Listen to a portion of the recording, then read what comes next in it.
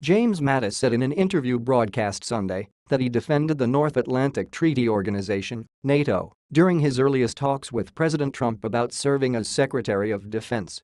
In my initial job interview with the president, he brought up his questions about NATO.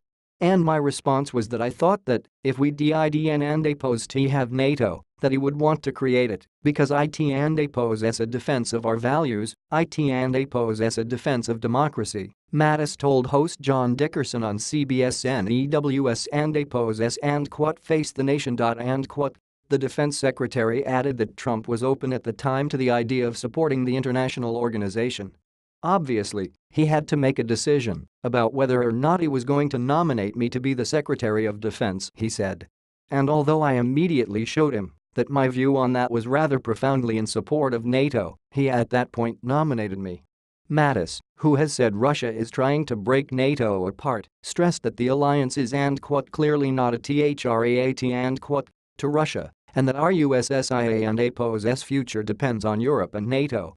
And right now, our USSIA and APO's future should be wedded to Europe. Why they see NATO as a threat is beyond me and he said. Mattis' comments come just days after Trump scolded his fellow NATO allies at a summit in Brussels, saying member nations must finally contribute their fair share and meet their financial obligations. Trump claimed that his stance on NATO had improved the financial state of the organization, tweeting that money was beginning to pour into NATO. Member nations fund their own defense spending under the NATO umbrella, however, instead of paying the alliance. The president during the summit noticeably did not address Article 5 of the NATO treaty, which states if one member nation is attacked, NATO's other member nations would come to its defense. But Mattis said Trump's presence in Brussels was a strong affirmation of his administration's support of the alliance.